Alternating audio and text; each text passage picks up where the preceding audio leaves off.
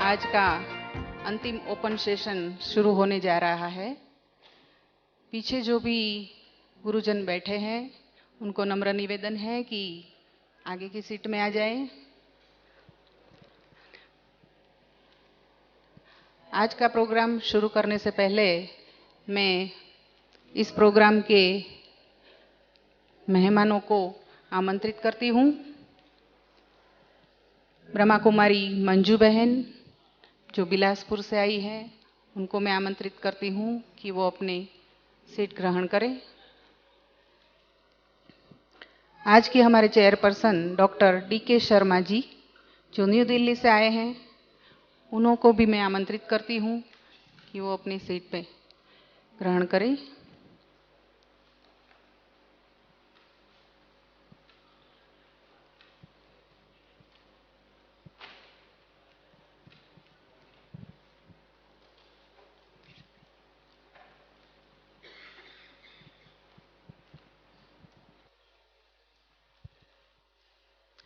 इस खुले सत्र का आज का टॉपिक है स्पिरिचुअलिटी फॉर हार्मोनियस रिलेशंस। इस टॉपिक पर हमारा प्रोग्राम शुरू करने से पहले हम परमपिता परमात्मा की याद में 2 मिनट बैठेंगे। ओम शांति। अभी मैं ब्रह्मा कुमारी बहनों को निवेदन करती हूँ कि मंच पर उपस्थित मेहमानों का गुलदस्ता और बैज से स्वागत करेंगे।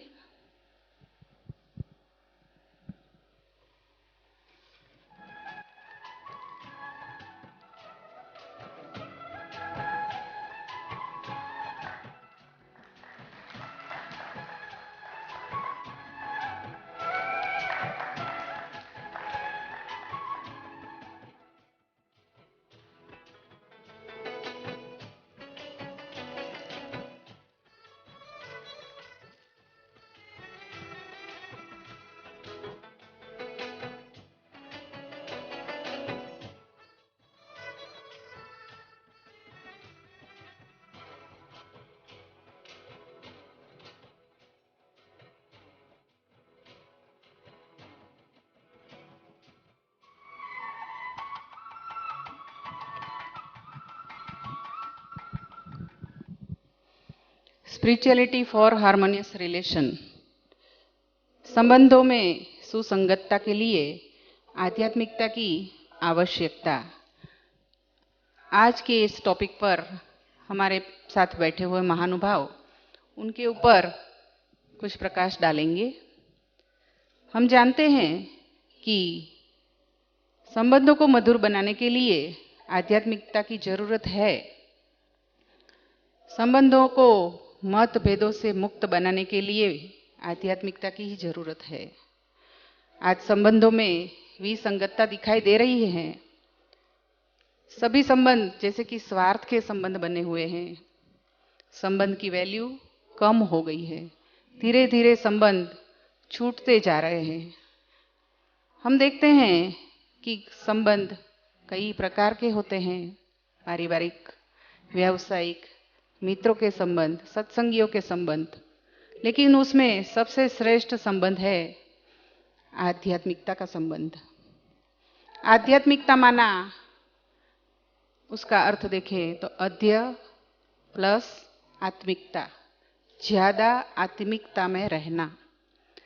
इस विश्वविद्यालय में परमपिता परमात्मा जो हमें ज्ञान देते हैं वो इसी पर आधारित है कि हमें अपने आप को आत्मिक स्वरूप में रहना है। लेकिन हम अपने को शरीर समझते हुए सारा दिन उसी में व्यस्त रहते हुए संबंधों को निभाते हैं और उसी के कारण संबंधों में सुसंगतता की बजाय विसंगतता पैदा होती है। परमात्मा कहते हैं कि मैं जो ज्ञान देता हूं उसे धारण करके इस संबंधों में समरसता लाई जा रही है। उसके लिए हमें ऐसे ज्ञान की जरूरत है जो हमारे में सकारात्मक सोच को पैदा करे। ऐसा ज्ञान इस विश्वविद्यालय के अतिरिक्त कोई दे नहीं सकता, क्योंकि ये ज्ञान स्वयं परमात्मा खुद आकर के हमें देते हैं। इस ज्ञान से, समझ से हम कोई भी प्रकार का संबंध सुसंगतता में ला सकते हैं। तो आज के इस विषय पर ज़्यादा प्रकाश डालने के लिए मैं आमंत्रित करती हूँ ब्रह्मा कुमारी मंजू बहन को, जो बिलासपुर से आए हुए हैं। आप 9 वर्ष की आयु में ही ज्ञान में आए हैं। 16 वर्ष की आयु से आपने अपना जीवन इस सेवा में समर्पित किया हुआ है। आपने इंदौर के दिव्य जीवन कन्या छात्रालय से स्नातक की पढ़ाई की है। आपने हिंदी, पर्सनल मैनेजमेंट और संगीत, ये 3 विषयों में स्नातकोत्तर की उपाधियां हासिल की है। इसके अतिरिक्त आप हिंदी, मराठी और अंग्रेजी भाषा में अपना परमात्मा का ज्ञान सभी आत्माओं को दे रहे हैं। आज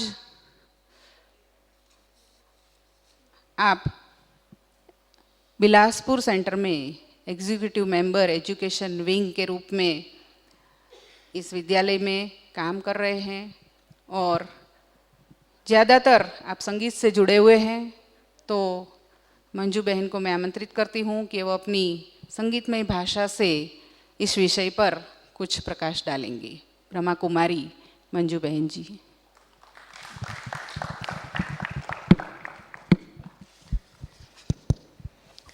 ओम शांति। बहुत ही सुंदर विषय है, स्पिरिचुअलिटी फॉर हार्मोनियस रिलेशनशिप। हम सभी चाहते हैं कि हमारे जीवन में संबंधों में समरसता हो, मधुरता हो।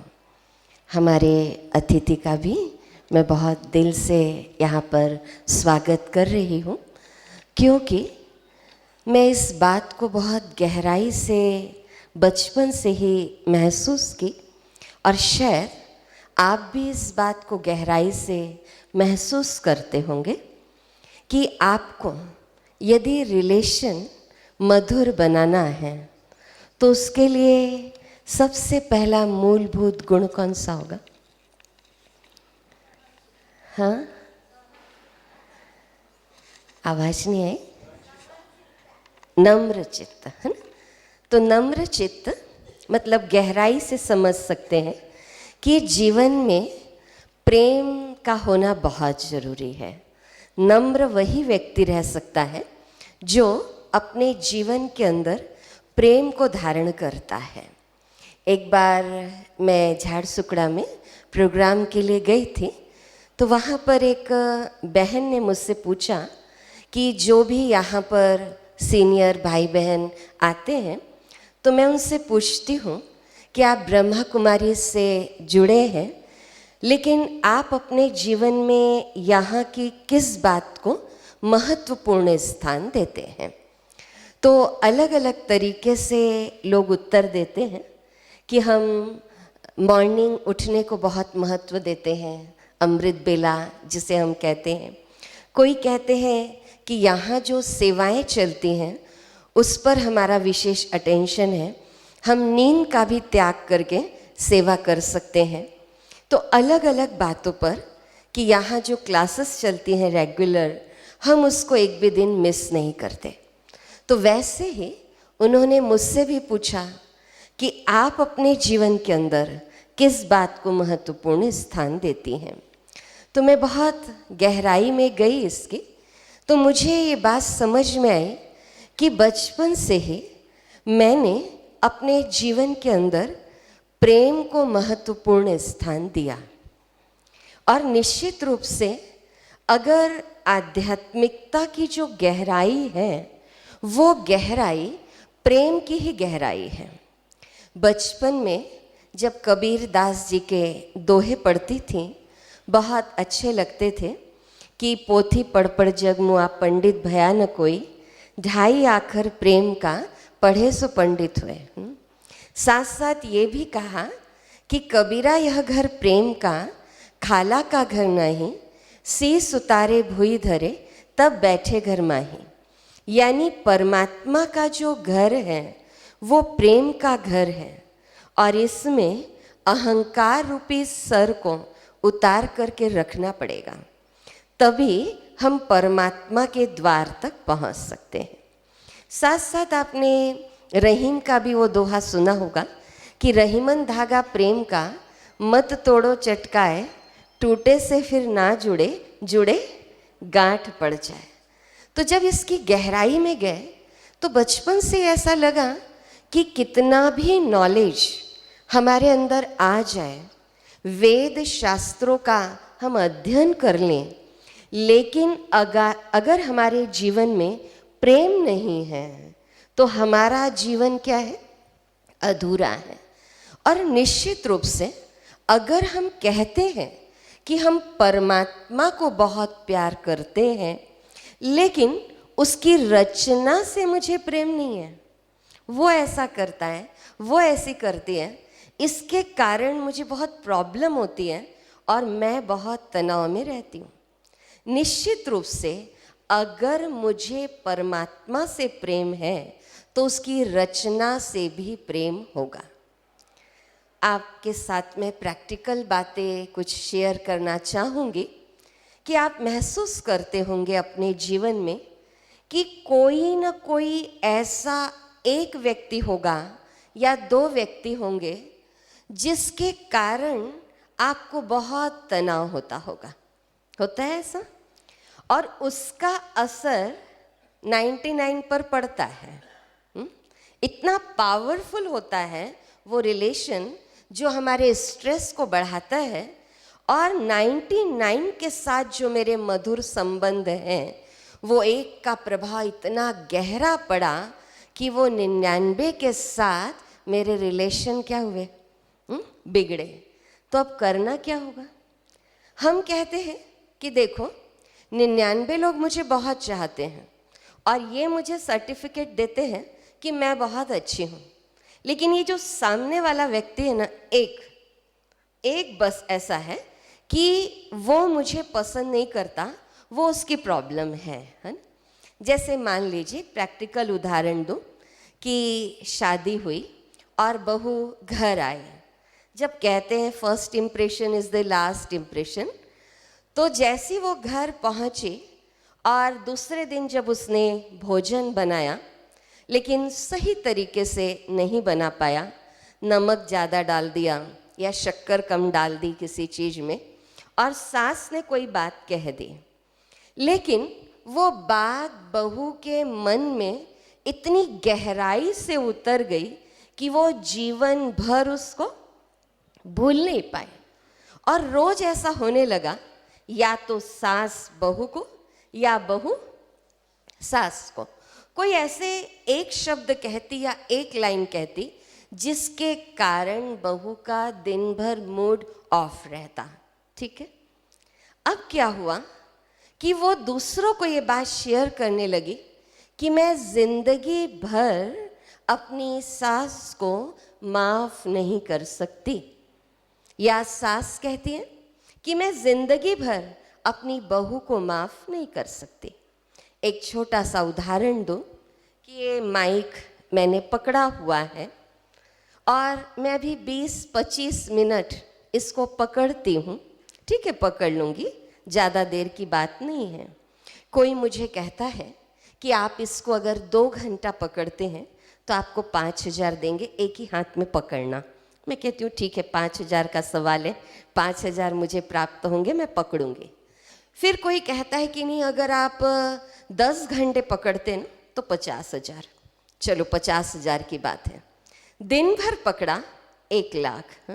लेकिन अगर मैं ऐसे पकड़ी ही रहूं, आप देखिएगा 20 मिनट में मैं चेंज करूंगी, है ना, क्योंकि हाथों की भी एक क्या है, शक्ति है। वैसे ही अगर किसी की बात को हम अपने मन में पूरे जिंदगी भर पकड़े हुए हैं तो प्रॉब्लम किसको होगी? बोलिए, किसको होगी? उसको कि मुझे? मुझे।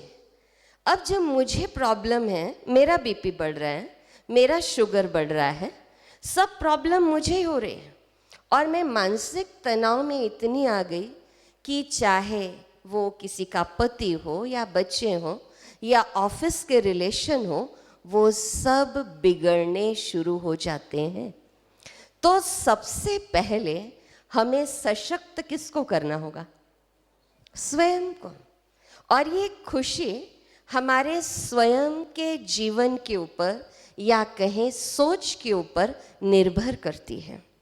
इसीलिए किसी ने कहा भी है कि सोच को बदलो तो सितारे बदल जाएंगे, नज़र को बदलो तो नज़ारे बदल जाएंगे, कश्तियों को बदलने की ज़रूरत नहीं है, दिशाओं को बदलो तो किनारे खुद ब खुद निकल आएंगे। तो हमें अपनी विचारधारा का परिवर्तन करना होगा। तो जब गहराई में गई तो एक आध्यात्मिकता की गहराई मुझे यही समझ में आई कि ये प्रेम की गहराई है। और जितना जितना परमात्मा प्रेम में डूबते हैं या प्रकृति को, इंसान को, वस्तुओं को सबसे प्रेम करते हैं, तो वो प्रेम हमारे जीवन के अंदर उतरना शुरू हो जाता है। एक बार एक व्यक्ति इंटरव्यू देने के लिए गया, तो जब वो आकर के ऑफिस में बैठा चेयर में, तो बॉस ने उससे कहा कि आप थोड़ा फिर से बाहर जाइए और जूते जो हैं उनसे माफ़ी मांगिए, क्योंकि मैंने आपके जूतों के पटकने की आवाज़ सुनी थी।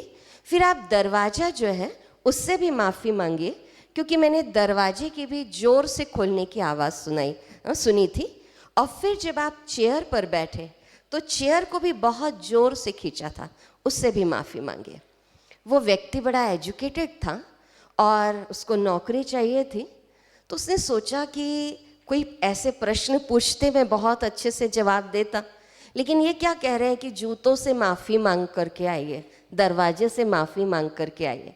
लेकिन जॉब का सवाल था, तो वो गया और उसने जूतों से माफ़ी मांगी। जूते पहले प्यार से पहने, फिर उतारे बिल्कुल धीरे से, फिर दरवाज़ा बहुत प्यार से खोला और फिर अंदर आया, फिर चेयर से भी माफ़ी मांगी और बहुत प्यार से चेयर में बैठा। तो उस व्यक्ति ने अपना अनुभव लिखा था कि उसके बाद जैसे मेरे भीतर कुछ हुआ, मुझे बहुत अच्छा लगा। ऐसा लग रहा था कि जैसे मैं स्वयं से जुड़ रहा हूँ। तो निश्चित रूप से जो इंसान स्वयं को प्रेम करता होगा, वो दूसरों से भी प्रेम करता होगा। अगर हम किसी चीज़ को बहुत प्यार से हैंडल करते हैं तो वो कैसे चलती है? बहुत लंबे समय तक चलेगी ना। वैसे ही यदि रिलेशन भी बहुत प्यार से हैंडल किए जाएं तो वो भी बहुत लंबे समय तक और बहुत अच्छे से चलेंगे। तो किसी ने कहा है कि वैसे तो एक ज़िंदगी भी कम है, वैसे तो एक ज़िंदगी भी कम है एक दोस्ती निभाने में, न जाने लोग कैसे दुश्मनी के लिए वक्त निकाल लेते हैं। तो हमें तो दुश्मनी के लिए वक्त मिलना ही नहीं चाहिए, क्योंकि इससे नुकसान हमारा ही होता है। मुझे आदरणीय दादी प्रकाश मणि जी की याद आ रही है कि जो हमारी भूतपूर्व मुख्य प्रशासिका थी, तो उनसे जब किसी ने पूछा था कि दादी जी आप सबके साथ ऐसे कैसे हारमोनी से रह लेती हैं? आप कहाँ पर बैठे हैं? हारमोनी हॉल में, ठीक है। तो दादी से भी किसी ने पूछा कि आप सबके साथ इतनी हारमोनी से कैसे रहती हैं? तो दादी जी ने एक ही उत्तर दिया था कि मैं हार मान लेती हूँ, इसीलिए मैं हारमोनी से रहती हूँ। हार मान लेती हूँ से तात्पर्य, आप अभी एक गीत सुन रहे थे कि हार कर भी जो न हारे जीत उसी की होती है। कई बार लगता है कि हम वाक्पटुता के युद्ध क्षेत्र में हार गए हैं, लेकिन हम जीवन के युद्ध में जीत जाते हैं। लेकिन उसके लिए जो विशेष गुण चाहिए, हार्मनी के लिए मधुरता, धैर्यता, सरलता, ये प्रेम से ही जुड़े हुए हैं। क्योंकि जो प्रेममय व्यक्ति है वही सरल होगा, उसके अंदर ही धैर्यता होगी, उसके अंदर ही सत्यता की शक्ति होगी। कई बार लोग हमसे आकर के ये पूछते हैं, या हमारे जीवन में भी कई बार ऐसी घटनाएं घटित हो जाती हैं, लेकिन ऐसा लगता है कि नहीं, जीवन में आगे बढ़ना है तो अलग पथ को ना अपनाऊं जिससे जल्दी तो आगे बढ़ जाऊं, लेकिन मेरे मूल्यों का हनन हो जाए। मूल्यों का हनन करके हम जिंदगी में आगे भौतिकता के क्षेत्र में भले बढ़ जाएं, लेकिन आत्मिक तृप्ति, आत्मिक खुशी में हम कभी भी आगे नहीं बढ़ पाएंगे। कई लोग कहते हैं कि बहन जी भौतिकता बहुत जरूरी है। मैं मानती हूँ धन बहुत आवश्यक है, लेकिन धन सब कुछ तो नहीं है ना। धन जरूरी है लेकिन सब कुछ नहीं है। मानव जीवन में 4 प्रकार का सुख चाहिए, तन, मन, धन और जन। और जो चारों रीति से सशक्त है वही वास्तव में अपने संबंधों को मधुर रख पाएगा। आज देखिए, आप मेरे सामने गुरुजन बैठे हैं, और चूंकि मैं भी इस फील्ड से जुड़ी रही, तो कहते हैं ना कि अनुभव बहुत कुछ सिखाता है। हम विद्यालय में पहले पढ़ते हैं फिर एग्ज़ाम देते हैं, लेकिन इस जीवन में पहले परीक्षा आती है फिर हम पाठ पढ़ते हैं, है ना। तो मुझे इस बात का बहुत गहराई से अनुभव हुआ कि आजकल के शिक्षक या विद्यार्थी या पेरेंट्स IQ लेवल की तरफ बहुत ध्यान दे रहे हैं। नो डाउट, यदि हमारा IQ बहुत स्ट्रांग है, नौकरी अच्छी मिल जाएगी, पोस्ट पोजीशन अच्छी रहेगी, स्कूल का, कॉलेज का नाम रोशन होगा। लेकिन क्या IQ ही सब कुछ है? Intellectual quotient. हमने बिलासपुर में ही एक घटना देखी कि एक बच्चा जिसने PET में टॉप किया था, बहुत अच्छी सैलरी थी, दिल्ली में बहुत अच्छी जॉब कर रहा था वो, लेकिन क्या घटना घटित हुई नहीं मालूम, लेकिन उसने अपने जीवन का अंत कर लिया। क्यों? क्योंकि आध्यात्मिक गहराई नहीं थी, IQ स्ट्रांग था। आज स्कूल में भी बच्चों को हम एक प्रतियोगिता में ला रहे हैं। एक बच्चे का 90% आया, एक बच्चे का 92% आया, तो जिसका 90% आया उसको ये कहकर मोटिवेट नहीं करेंगे कि बच्चे बहुत अच्छा किया तुमने, तुम क्लास में उस बच्चे से 2% पीछे क्यों हो गए। वो बच्चा इसी सोच को लेकर बहुत परेशान होता है। उसके अंदर भी कोई दूसरे गुण होंगे, हॉबी होंगी, और 90% कोई कम नहीं है। तो हमने बच्चों को प्रतियोगिता में झोंक दिया है। जो फर्स्ट आ रहा है वो इस बात को लेकर के खुश नहीं हो रहा है कि मैं फर्स्ट आया, 99 मेरे पीछे हैं, इसीलिए वो खुश है। और वो कंपटीशन उसके अंदर हमने डाला। और ज़िंदगी में जब कोई ऐसी परीक्षा आती है और उस परीक्षा में जब फेल हो जाता है, तब आज के पेरेंट्स भी इस बात को कह रहे हैं कि काश हमने बचपन से उसके अंदर आध्यात्मिक सशक्तिकरण को भरा होता। जिसमें अभी पीछे जा रहे हैं बच्चे, उनको कोई नॉलेज नहीं, इसलिए हम बच्चों को बहुत मोटिवेट करते हैं, चाहे डांस करे यहाँ पर आकर के, लेकिन इस माहौल में वो अपनी आध्यात्मिक गहराई को महसूस कर पाए। दूसरा, EQ इमोशनल क्वोशंट। आज कहीं ना कहीं हम भावनाओं में शून्य होते जा रहे हैं। आज अगर हम लोग पहले मूवीज़ देखते थे, अगर उसमें कुछ ऐसे सीन हो गए हमारे आँखों में आंसू आ जाते थे, लेकिन आजकल के बच्चों में जब तक वैसे सीन दिखाई नहीं दे, ऐसा कुछ डुशुम डुशुम ना हो, उनको आनंद ही नहीं आता है ना। मतलब भावनाएं, आज हम अगर जाते रहे, हमारे टीचर्स दिखे हमको तो हम उनके पैर छुएंगे, लेकिन आज के बच्चे सोचते हैं कि मैम आ रही हैं मैं कितनी न तेज बाइक चला दूं, कहीं मैम को विश न करना पड़ जाए, कहीं पैर न छूने पड़ जाए। लेकिन आपको ये बता दूं कि आप शिक्षक बच्चों को पढ़ाते पढ़ाते अगर कुछ ऐसी नैतिकता की या आध्यात्मिकता की बातें गहराई से बताते हैं तो बच्चों के मानसिक स्तर पर उसका बहुत अच्छा असर पड़ता है। तो भावनाओं की भी गहराई में उन्हें ले जाएं। MQ मॉरल क्वोशंट, नैतिक मूल्यों की ताकत। नैतिक मूल्यों में कहीं ना कहीं इंसान का पतन होता जा रहा है। भारत का जो स्थान है, महत्व है, उसका कारण भारत की कोई आर्थिक उन्नति नहीं है, क्योंकि आर्थिक दृष्टिकोण से तो भारत देश अनेक राष्ट्रों से बहुत पीछे है, लेकिन फिर भी अनेक देश भारत देश की ओर आंख उठाए रहते हैं। इसका कारण यही है कि भारत में वो आध्यात्मिक ताकत है। यहीं पर धर्म पिता, महान आत्माएं धर्म पिता है, और सबसे ऊंची बात कि परम पिता परमात्मा का बर्थ प्लेस यही है। इसीलिए भारत के अंदर वो आध्यात्मिक ताकत है, और इसीलिए आज हमें गर्व होना चाहिए कि हम कहाँ पैदा हुए हैं, हाँ? भारत देश में पैदा हुए हैं। तो मैं सबको एक बात जरूर बताती हूँ कि हर के जीवन में 4 माँ आती है। एक माँ जिसने जन्म दिया, उसके एहसानों को कभी ना भूले। दूसरा धरती माँ, वो भी हमें बहुत कुछ दे रहे। तीसरा महात्मा, जो महात्मा हमें परमात्मा से मिलाते हैं।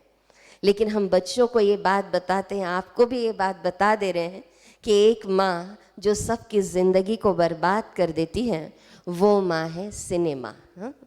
सिन मतलब पाप, हाँ? तो पाप की माँ, उससे हमारे आंतरिक सशक्तिकरण की जड़ें जो है वो कमज़ोर होती चली जाती हैं। तो आध्यात्मिकता की ताकत हमें अपने में भरनी होगी, और इसके लिए चाहिए SQ मतलब स्पिरिचुअल क्वोशंट।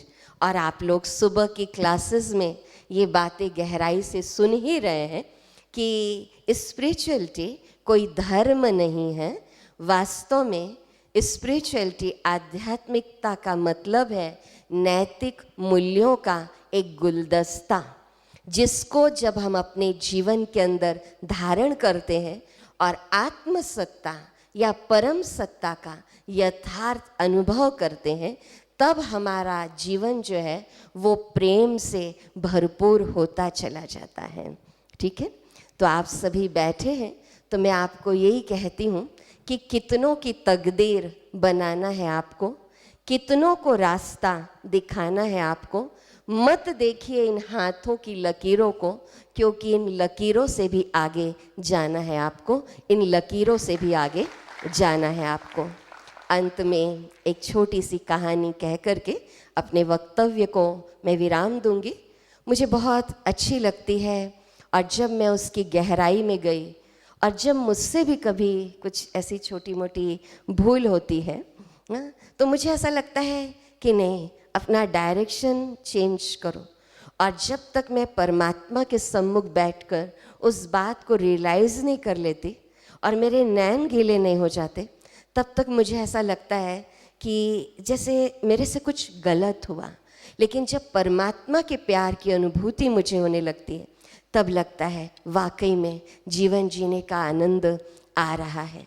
कई बार ऐसा होता है कि अगर आप प्रशासन में हैं, तो प्रशासन में भी हर चीज़ नहीं सुनी जा सकती, तो कई बार हमें लॉफुल भी रहना पड़ता है और लॉफुल भी रहना पड़ता है।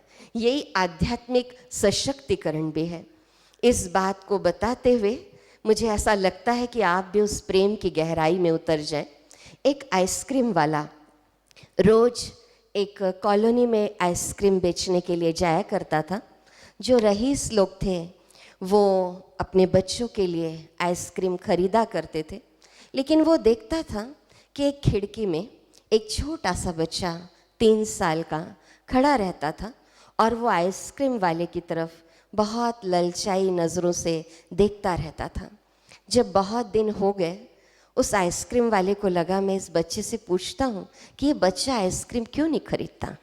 तो वो बच्चे को बाहर बुलाया और उसने कहा कि बेटा सब बच्चे आइसक्रीम खरीदते हैं, तुम क्यों नहीं खरीदते हो आइसक्रीम। तो उस बच्चे ने कहा कि मेरे माँ के पास पैसे नहीं हैं, मेरी माँ जो है ना वो बहुत गरीब है। तो उस आइसक्रीम वाले ने कहा कोई बात नहीं बेटा, मैं तुमको आइसक्रीम दे देता हूँ, तुम आइसक्रीम खा लो। तो उस बच्चे ने कहा नहीं, मेरी माँ ने मुझे बोला है कि किसी से भी ऐसे फ्री में मुफ्त में कोई चीज़ नहीं लेना, तो मैं आपसे फ्री में कोई चीज़ नहीं ले सकता। तो उस आइसक्रीम वाले को लगा कि देखो छोटा सा बच्चा है, लेकिन उसके अंदर वो बात कितनी गहराई में उतरी हुई है। तो फिर उस उस व्यक्ति ने कहा आइसक्रीम वाले ने कि बेटा ऐसा फ्री में मत लेना तुम, मैं तुमको आइसक्रीम दूंगा और तुम मुझे एक चीज़ देना। बोले क्या दूंगा। बोले तुम मुझे एक पप्पी देना और मैं तुमको आइसक्रीम दूंगा। तो ये सिलसिला चलता रहा 1 महीने तक। वो आइसक्रीम वाला आइसक्रीम देता और वो बच्चा एक किस करता था बहुत प्यार से। लेकिन फिर 1 महीने के बाद देखा कि वो बच्चा दिखाई नहीं दे रहा है। तो 15 दिन के बाद फिर वो आइसक्रीम वाले को बेचैनी सी हुई, क्योंकि उस बच्चे से बहुत प्यार हो गया था आइसक्रीम वाले को। तो उसने फिर दरवाज़ा खटखटाया, उसकी बच्चे की माँ बाहर निकली। तो आइसक्रीम वाले ने कहा आजकल आपका बच्चा दिखाई नहीं देता। कहा हाँ, मैंने उसको मना किया, फ्री में कोई चीज़ लेना ठीक नहीं है। ठीक है, आप बहुत अच्छे इंसान हो, लेकिन फिर भी उसको ये आदत लग जाएगी, मुझे अच्छा नहीं लगता, क्योंकि हम आपको पैसे नहीं दे सकते हैं। तो आइसक्रीम वाले ने कहा कि बहन जी, मैं कोई भी चीज़ ऐसे नहीं दे रहा हूँ, मैं एक अच्छा व्यापारी हूँ, अच्छा बिजनेस कर रहा हूँ मैं आइसक्रीम का। देखिए आपका बच्चा जो मुझे प्यार देता है, वो प्यार आइसक्रीम से कहीं अधिक मूल्यवान है, अधिक मूल्यवान है। तो इसीलिए वो जो प्यार दे रहा है उसके बदले मैं उसको आइसक्रीम दे रहा हूँ। तो मैं जब हर बार बहुत गहराई में उतरती हूँ तो हर धर्म पिता ने, महान आत्मा ने प्रेम का ही तो संदेश दिया है। तो आध्यात्मिकता की गहराई भी क्या हुई, प्रेम की ही तो गहराई हुई ना। तो इसीलिए आप सभी गुरुजन यहाँ पर आए हैं, तो आप अगर अपने बच्चों को भी बहुत आगे बढ़ाना चाहते हैं तो कभी भी उनकी कमज़ोरी का बार बार वर्णन करके उनको पीछे न ले जाएं, बल्कि कोई न कोई एक ऐसी अच्छाई का वर्णन करके उसको आगे बढ़ा दें, और जिससे बच्चा बहुत आगे निकल जाएगा। क्योंकि शायद एक बार ऐसी एक घटना घटित हुई थी कि एक बच्चा जो क्लास 8th तक ले दे के ऐसे पास होता था, लेकिन 9th में उसका रिजल्ट बहुत अच्छा आया और क्लास में उसने टॉप पोजीशन हासिल की। उस बच्चे का मोटिवेशन बहुत बढ़ गया, बहुत बढ़ गया। और उसके बाद जब उसको जॉब लगी तो जब देख रहे थे उसके 8th तक का रिजल्ट बहुत ही बेकार, लेकिन एकदम 9th में उसने टॉप कर लिया। तो इनको बहुत आश्चर्य लगा और उसकी खोज के लिए वो लोग जब स्कूल में गए तो स्कूल के जब उसके 8th तक की मार्कशीट निकाली तो वो ऐसी थी कि वाकई में वो बहुत बुद्धू था और सब उसको बुद्धू बुद्धू ही कहते थे। लेकिन 9th का रिजल्ट, 9th का भी उसका वही था, वो फेल हो चुका था। लेकिन गलती से टीचर की जो मिस्टेक हुई थी, जो फर्स्ट आया था उसके नंबर उस बुद्धू बच्चे को जो है वो मिल गए थे। लेकिन जैसे उसको पता चला मैं फर्स्ट आया, उसके बाद 9, 10th, 11th, 12th वो फर्स्ट ही आते रहा और बहुत अच्छी उसको जॉब मिल गई थी। तो इस प्रकार अगर बच्चों का मोटिवेशन हमें बढ़ाना है तो उनकी कोई ना कोई विशेषता होगी और उस विशेषता में आप आध्यात्मिक ताकत को भर के उनका सशक्तिकरण कर सकते हैं। तो अंत में मैं यही कहती हूँ कि होठों पर आई बात को भी निगलना पड़ता है, फौलाद बनने के लिए लोहे को भी पिघलना पड़ता है, तपे बिना कोई सोना निर्मल नहीं बनता, जग को रोशन करने के लिए दिए को भी जलना पड़ता है, दिए को भी जलना पड़ता है, तो शिक्षक को भी जलना पड़ता है। Om Shanti.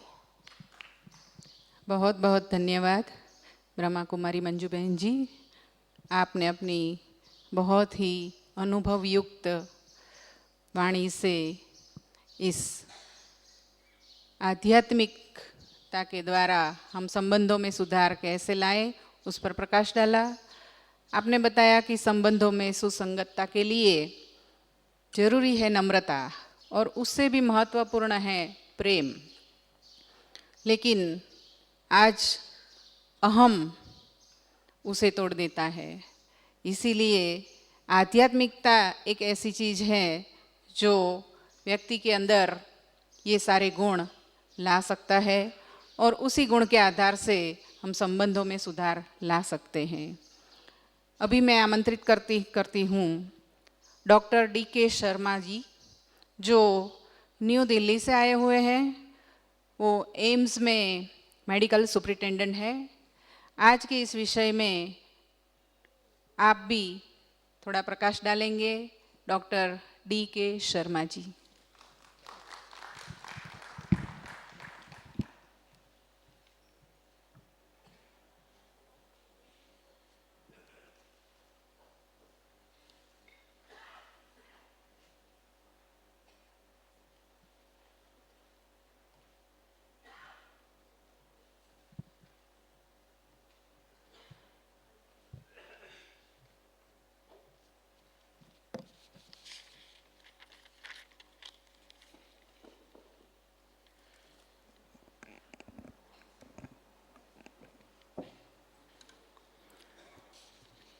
Good evening, Namaskar, Om Shanti.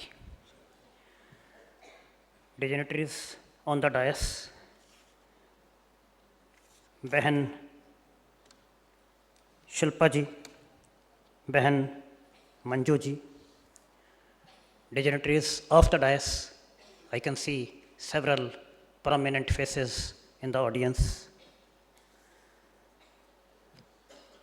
Brahma Kumari brothers and sisters, university and college educators, lecturers, professors, ladies, gentlemen, and children.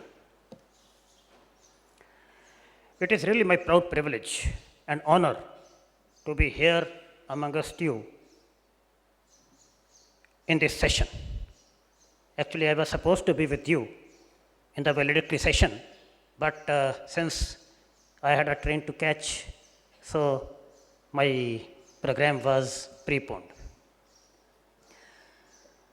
At the outset, I would like to heartily compliment Behan Manju ji for her very lucid and illustrative talk on this very important topic of spirituality for harmonious relationships. Let me confess, I have not prepared any formal talk or discourse because I didn't know that I am supposed to be given this honor of sharing dais with such renowned speakers.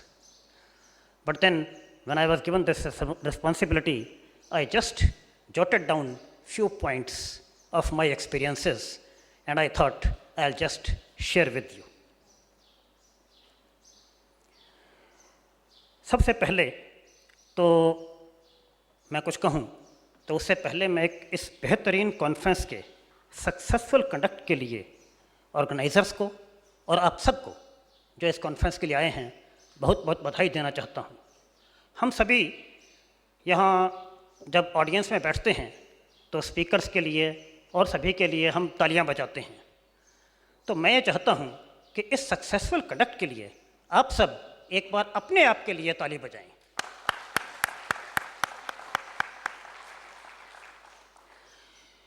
Well, जहाँ तक मैं अपनी बात कहूँ तो माई association with Brahma Kumari ईश्वरीय विश्वविद्यालय is very old, nearly 1.5 decade old, and BK brother Piyush Bhai is one of my early preceptors who introduced me to this marvelous organization. मुझे जो सबसे अच्छी बात लगी, जो इस ऑर्गेनाइजेशन के विषय में लगी, जिसने कि शुरू के दिनों में मुझे आकर्षित किया, वह यह थी कि मैं जब भी किसी ब्रह्म कुमारी बहन या भाई के संपर्क में आया, उनके मुख पर हमेशा एक स्माइल होती थी, चेहरे पर शांत व सौम्य भाव होते थे, जैसे कि लाइफ का कोई स्ट्रेस ही ना हो, जैसे कि उन्होंने सब मुश्किलों को हल कर लिया हो। ये सब देख के मैं बहुत इम्प्रेस होता था। Then I read a little bit about the organization and its philosophy and got more and more impressed with the thoughts. However, I was not able to spare my time to participate in their activities despite my willingness. और इस विषय में पहल की मेरी पत्नी ने, जिसने कि पहले बहन शिवानी के कुछ डिस्कोर्सेस अटेंड किए, टीवी पर आस्था चैनल पर कुछ प्रोग्राम्स देखे, और लगभग 6 महीने पहले वह 7 दिन का एक इंट्रोडक्टरी कोर्स करके रेगुलर फॉलोअर बन गई। और फिर उन्होंने मुझे तथा बच्चों को प्रेरित किया कि इस प्रोग्राम में चलना ही है। और यहाँ पर मैं ये बात कन्फेस करना चाहूँगा कि यह हम सब के लिए एक अविस्मरणीय अनुभव रहा है। सर्वत्र शांति तथा एक सेरेन और काम वातावरण में जैसे तन और मन दोनों में ही एक नवचेतना ला दी हो। और उस पर सोने पर सुहागा यह कि मुझे एक ऐसी यूनिक कॉन्फ्रेंस को अटेंड करने का मौका मिला, जिसके टाइटल से लेकर सभी ओपन सेशंस के टॉपिक्स, उनके स्पीकर्स तथा डिस्कशंस इतने एनग्रॉसिंग और थॉट प्रोवोकिंग थे कि कहना मुश्किल है। यह एक ऐसी कॉन्फ्रेंस थी जिसको कि अटेंड करते हुए मैं सो नहीं पाया। देश विदेश में विभिन्न प्रकार की कॉन्फ्रेंसेस, वर्कशॉप, सेमिनार्स अटेंड करता हूँ, और क्वाइट ऑफन ऐसा होता है कि सुनते सुनते नींद आ जाती है बोरियत की वजह से। लेकिन इस कॉन्फ्रेंस में इतना मन लगा, इतना अच्छा लगा, इतनी बातें समझ में आई कि सोना तो दूर, एक नवचेतना का अनुभव हुआ। और इसमें भी जो एक बहुत अच्छी बात लगी कि जो मैक्सिमम एम्फेसिस था जिन टॉपिक्स पर, वो अपने आप में यूनिक थे। Stress free living, anger free living, positive attitude for universal brotherhood, spirituality for harmonious relationships, blending of science and spirituality, spiritual wisdom, और if I can summarise the entire proceedings in one word, I'll call spiritual health, which is a very important dimension of healthy living. आप सब में से अगर health की, क्योंकि health की बात आई है, तो एक डॉक्टर होने के साथ मैं हेल्थ के बारे में ज़रूर 2 शब्द बोलूँगा कि वर्ल्ड हेल्थ ऑर्गेनाइजेशन ने जो हेल्थ की डेफिनेशन है वो है कि health is a state of complete physical, mental and social wellbeing and not merely the absence of disease or infirmity. But lately, health specialists all across the world are emphasizing the need to include spiritual well-being as a part of definition of health. मुझे बताइए कि अगर कोई व्यक्ति physically हृष्ट-पुष्ट हो, mentally sound हो, socially active हो, लेकिन तनावग्रस्त हो, स्पिरिचुअली अनहेल्दी हो, एंगर, स्ट्रेस और फ्रस्ट्रेशन से घिरा हो, तो क्या हम उसे हेल्दी कह सकते हैं? नहीं, बिल्कुल नहीं। Spiritual health, it's knowledge and it's practice is of immense value for overall health and excellence in life, and that is the very theme of this 3-day conference. I congratulate and compliment the organizers as well as participants for the most successful conduct and participation. Thank you all.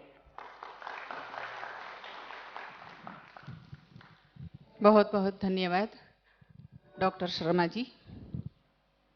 आपने अपने बहुत ही संक्षिप्त और मधुर वक्तव्य दे करके आपके अनुभव में ये बताया कि ब्रह्मा कुमारी विद्यालय के द्वारा ही आपके अंदर एक नव चेतना जागृत हुई है, और उसी के आधार पर और एक मौका यहाँ आपको मिल गया है।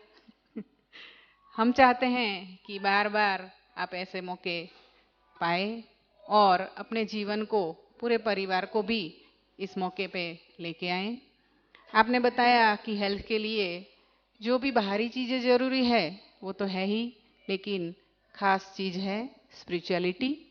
उसके बिना हेल्थ जो भी है वो तो शरीर से अनुरूप है, लेकिन मन से जो भी हेल्दी होना चाहिए उसके लिए स्पिरिचुअलिटी की बहुत ही आवश्यकता है।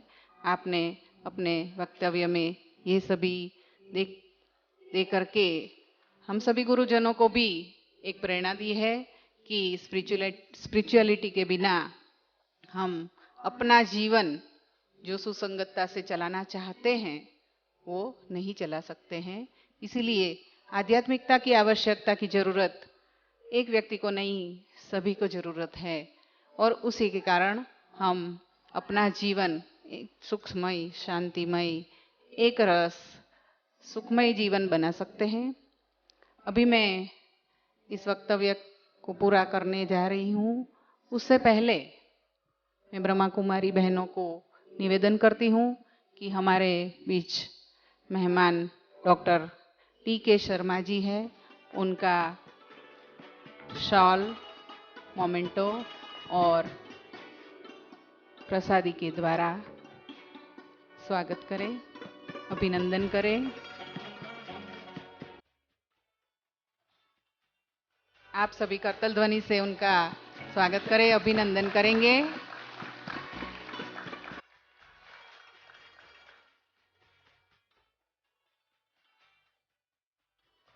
बहुत बहुत धन्यवाद।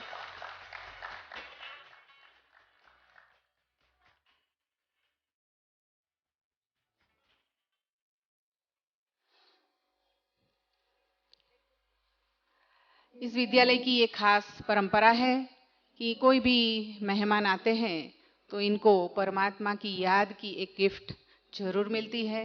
आप कहीं भी जाओगे, परमात्मा की याद साथ लेकर के जा रहे हो, तो आप सभी को भी परमात्मा की गिफ्ट के रूप में एक डायरी मिली हुई है।